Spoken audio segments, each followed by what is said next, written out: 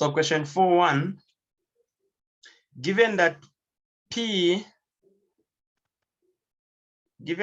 sine X is equal to 4 and P cos X is equal to 4 root 3. For P greater than 0, find P and the smallest positive value of X. So find P and the smallest positive value of X. So the good part here is that we have P in both equations. So P sine X, P cos X. So if you notice here, the common thing is P and 4. So one can choose to solve for 4 in the other equation and then equate those two 4s. Or you choose to solve for P and then equate the two equations of P's. Now solving for a constant, most of you will be confused. So I'll solve for the variable P. So in the first part, if we divide by what we have is P sine X is equal to 4. If we divide by sine X, we divide by sine X, we'll have P is equal to 4 over sine X. The other equation will do the same. It's P cos X. Sir, I'm unable to see your board. Root 3. Is that to everyone? No.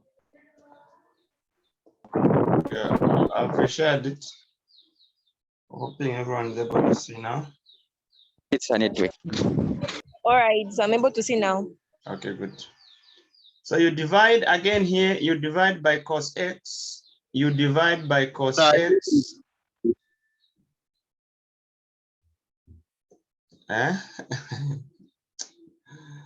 So have 4 root 3 over cos X. Also 4 over sin X. The issue here is that these equations are all equal to P. And you know that P is equal to itself. It's true that P is equal to P.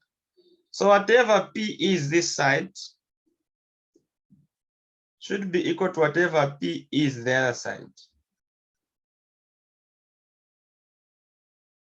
That is true mathematically.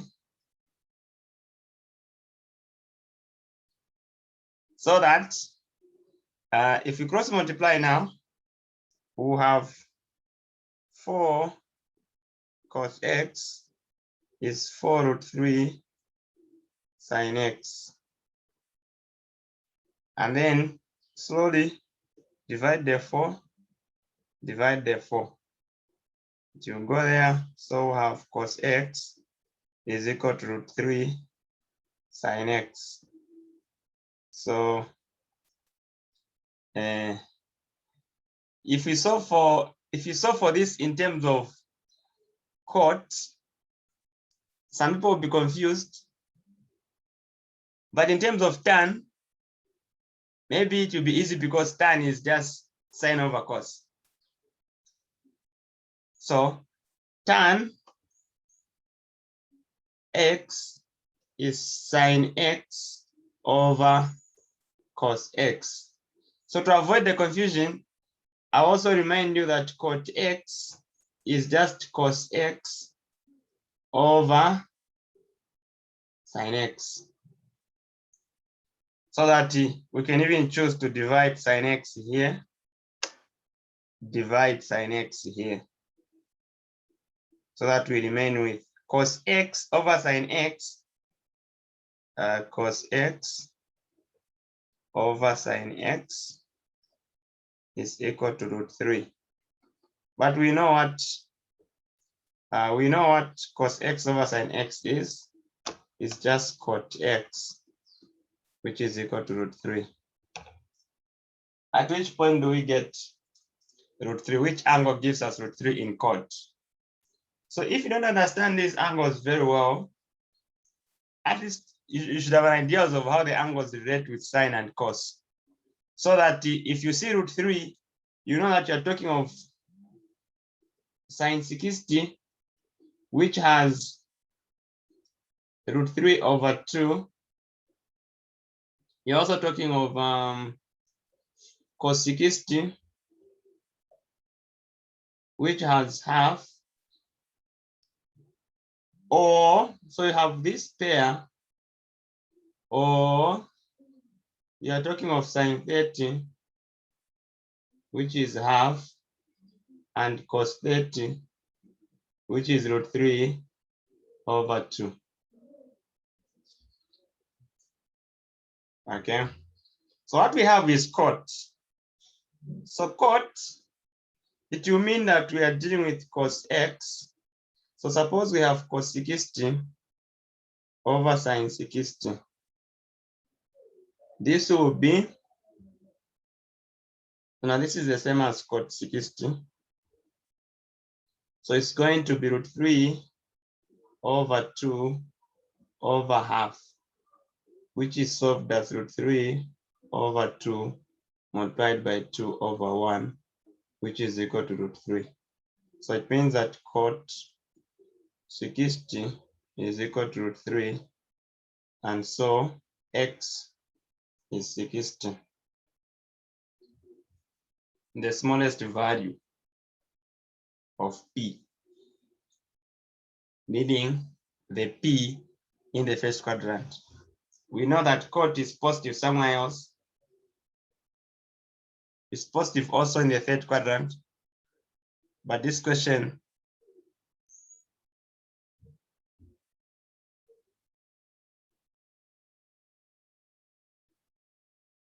so the smallest positive value of p is x is equal to 60 there. So okay, that is x. Now let's go to p.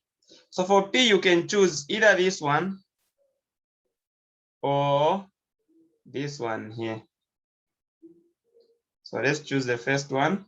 P is equal to 4 over sine 60. 4 over sine 60 is sine 60 is root 3 over 2.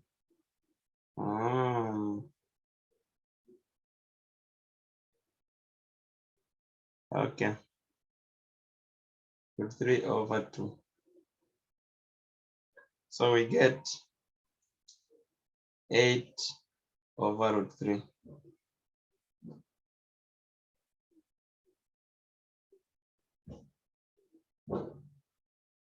So either ways, if you try the other one, just to confirm, it will give us 4 root 3 over cos 60 is half. So still it will be 8 root 3. So we're getting the same for both. So that x is equal to 60 and p is equal to 8 root 3. And it's positive.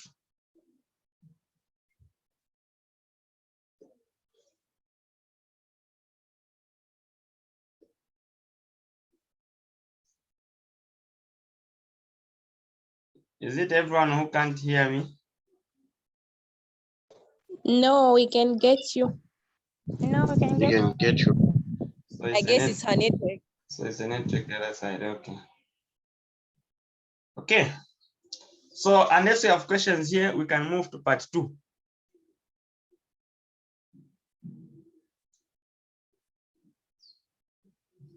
So are we doing question 4 or question 1? Because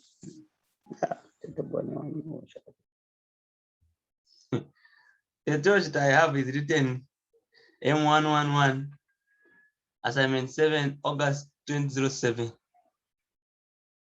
And it's question 4, part 1. okay, sir. Okay. I thought maybe I came late. I've already tackled question 1 and the other one. No, I've been guided that you guys did this test and you did question 1, 2, and 3. No, Your tutor this said is so. strange. Your tutor said so. Yes, we did. We did. Thank you. All right. Let's go to part 2. So is the what is the constant? Let's go to part 2. Part 2, given that tan x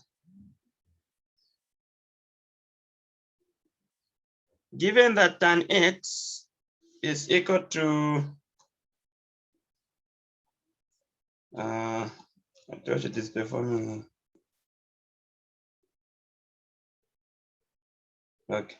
Given that tan x is equal to -3/4 and that x is obtuse. X is obtuse.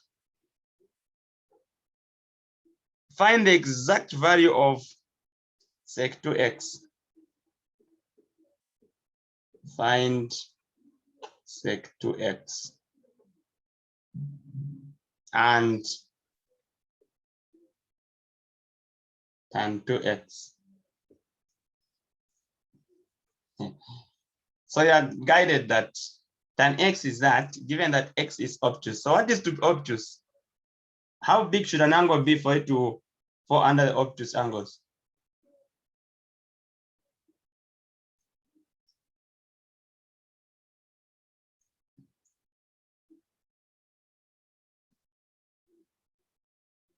Quite okay.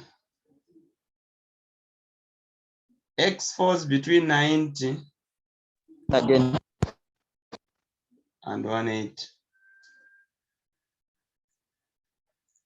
Meaning it falls in the second quadrant because this is 90, this is 180. So it falls in the second quadrant. So you form your triangle in the second quadrant.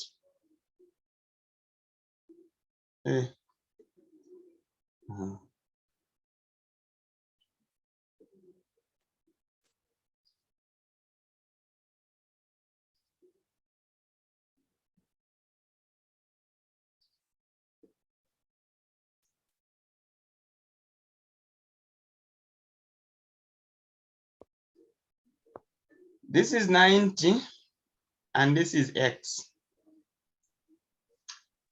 So tan x, now we know that tan is opposite over adjacent from SOHCAHTOA.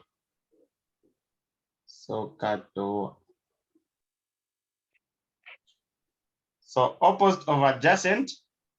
So opposite 3, adjacent 4. So a negative is with 4.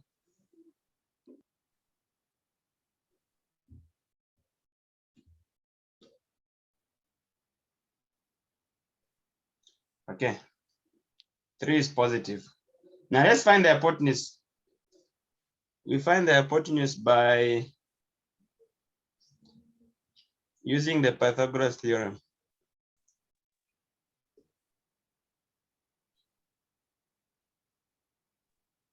Excuse me, sir. Yes. I have a question. Is it always that the negative has to go along with the denominator, or you've just? It's the position where the numbers have found themselves. This 3 here is for a y, and y is positive this side, meaning that the only part which can be negative is the x. I mean the 4, which is to the left on the x-axis. Okay, I understand, sir. Thank you. Okay. Okay, so we'll say 3 squared plus negative 4 squared is equal to 9 plus 16, which is 25. Get the square root, get the square root, get the square root. So we have 5 as the hypotenuse. Now 5 is always positive.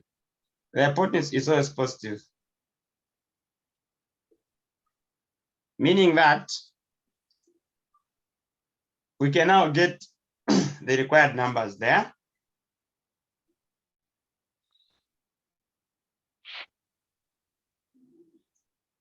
What is sec 2x?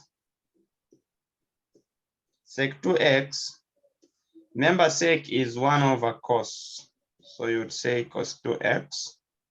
And what is cos 2x is the same as cos x plus x, which is cos x minus sine x, so that you say 1 over cos squared x minus sine squared x, so that you have 1 over. So let's get cos x from this. So what will be cos x from this triangle? Cos is adjacent over hypotenuse, so negative 4 over 5. That will be cos negative 4 over 5. It must be squared minus sine x from here, opposite over hypotenuse. So we get 3 over 5. So we have 3 over 5 squared, so that we have 1 over 16 over 25 minus 9 over 25, giving us 1 over 16 minus 9, that is 7 over 25. So that Excuse we me, get sir. 25 over 7. You're excused. Can you try sharing your screen again? I can't see what you're writing. I've only seen up to the part of the graph or the diagram you drew. I have tried. Thank you, sir. You can see now. Good. So sec 2x has finally become 25 over 7.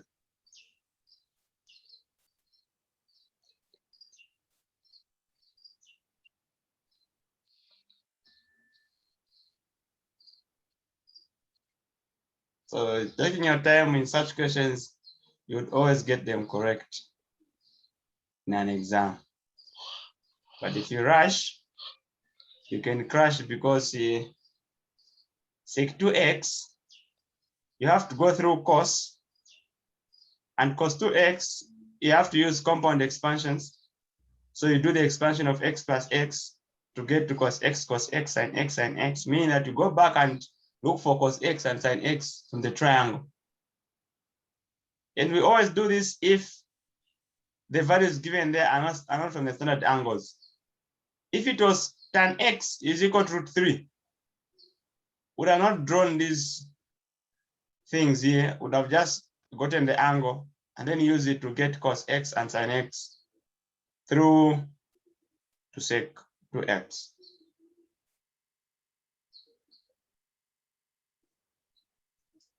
We get tan 2x.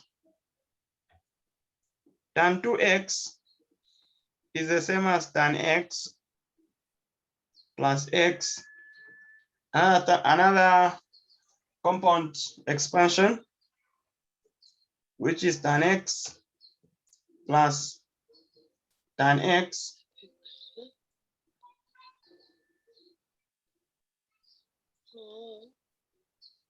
over tan x over 1 minus tan x. But tan x has been given the question, so negative 3 over 4 plus negative 3 over 4. This whole thing divided by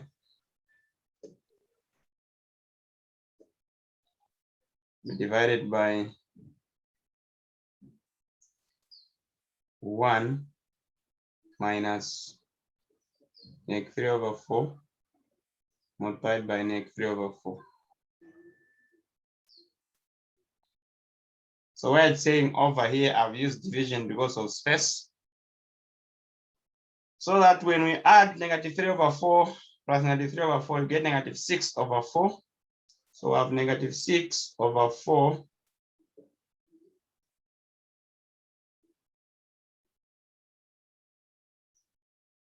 this divided by 1 minus 9/16.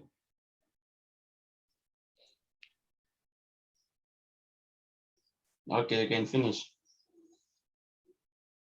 You've seen what we are doing there. So you get 16 minus 9 is 6, and is 7. So 7/16 and then -6/4. So you can simplify and have this thing completed.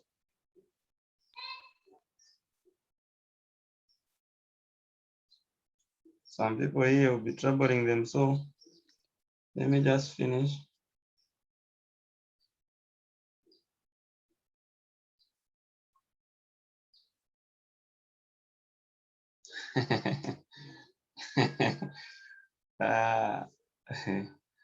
What of if the first and second quadrants have names?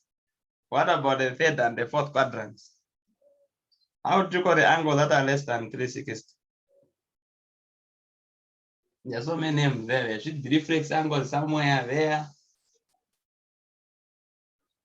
I've also forgotten those things from high school. So we are dividing by 16 minus 9, which is 7. So we get 7/16. So that it now becomes -6/4 multiplied by 16/7. So the guy goes there 4 times. So you get -24/7 as our solution. Okay. So I've simplified for those who may have difficulties.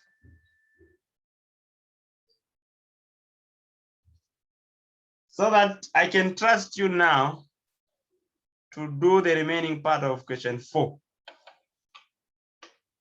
If sine A is given and cos B is given, where A is obtuse and B is acute, find the exact value of sine A plus B, cos A minus B, and cot A plus B. Can I please trust you? No. You don't want to be trusted. No. Don't trust us. Okay. I will never trust you then. So sine A is given as 3/5. Cos B is given as 5/13. So we have the quadrants here. We are guided that A is an obtuse, so the triangle for A falls here, and so A is here. Now A is in the hands of sine, and remember that we said SOHCAHTOA. SOHCAHTOA. Okay, this one will finish. SOHCAHTOA, opposite over hypotenuse, that is 3/5. So the missing number here is 4, of course, then it will be -4. We're just from solving such a thing, which had that combination of 3 and 5. So without solving the other one, we can know it's -4. And then B is an acute. So acute here. So of course, this is 90. So 90, this is B. And cos is adjacent over hypotenuse. So adjacent over hypotenuse. So we solve 13 squared minus 5 squared. That's 169 minus 25, which is 144. The square root will be 12. Then what should we solve for? Solve for 1 sine A plus B. So sine A plus B is the same as sine A cos B plus cos A sine B. Now sine A has been given in the question as 3/5. Cos B also has been given as 5/13.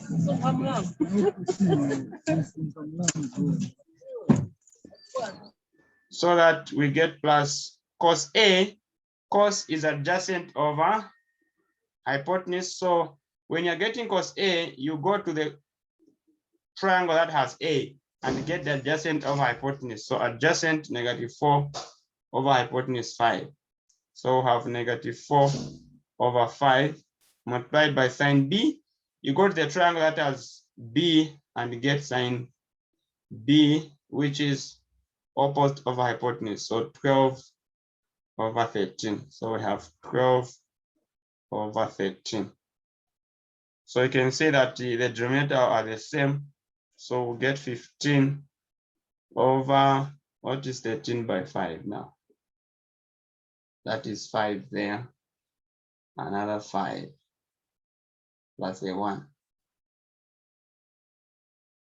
That makes sense. That's 15/5, okay, 65, yeah. 65 minus 48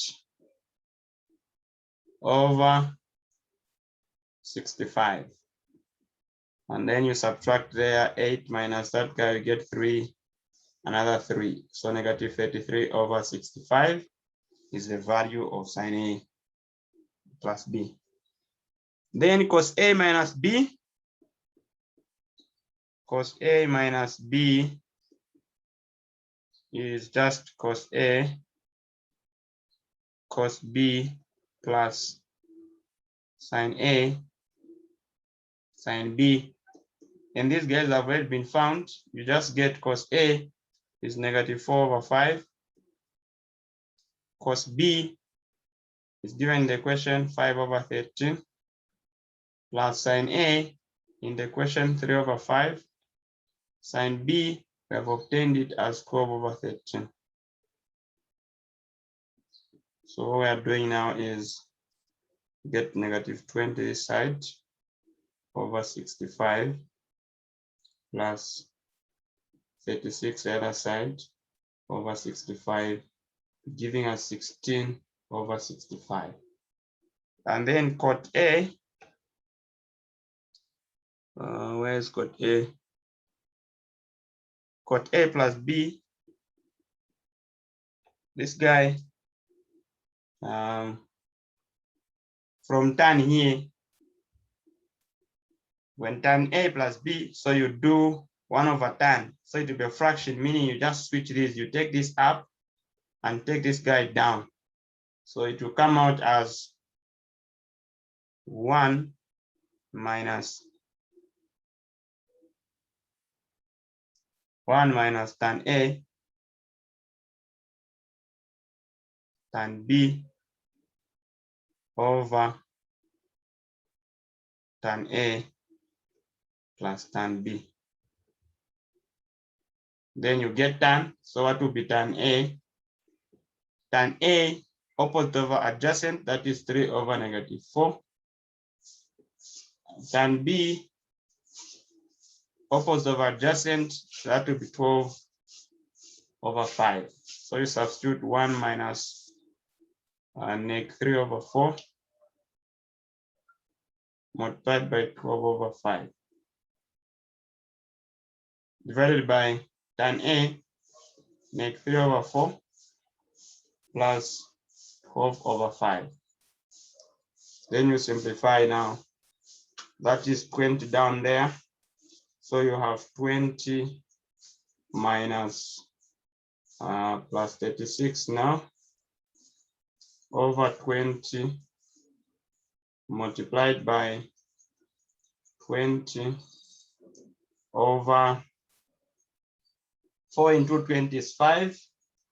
and negative 15. I'm multiplying 5 by negative 3. Plus 5 into 20 is 4. 4 by 12 is 48. When we add those, we get 33. So I have 33 down. So the 20 will go, and that will be 56 over 33. Looks like 3 can go in both. So if it can, you divide. No, it can't. So we leave it like that. So how you simplify the fractions there? That's not a question that can be asked. Simplifying the fractions, the easiest thing that we can all do.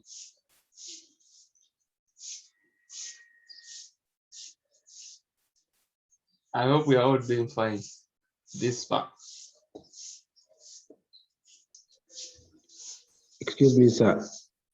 Excuse me, help me with the last part before the final answer, before 56 over 33. How did you come up with the fraction 20 plus 36 over 20? Yeah. You get the common denominator for the numerator, which is 20, and divide 1 into 20 goes 20 times, multiplied by 1, the numerator, you get 20. Negative times negative becomes positive, then 3 times 12 is 36. That is for the numerator. For the denominator, you get the common denominator again, which is 20. 4 into 20 goes 5 times. Multiply 5 by negative 3, you get negative 15. At that point, your denominator is 20. 5 into 24, 4 by 12, 48. So add the numerators there, you get 33. Then you reciprocate so that you can use multiplication instead of division now. So it will be 20 over 33. I don't know if you're able to see. Thank you, sir. All right. So this 40 minutes, we have done the whole of question 4 without trusting you to do anything there. So we'll move to question 5 in the next 40 minutes, meaning we log out and quickly log back because Zoom will cut itself within a minute from now. So to avoid wasting time, I'll cut it and then you get back.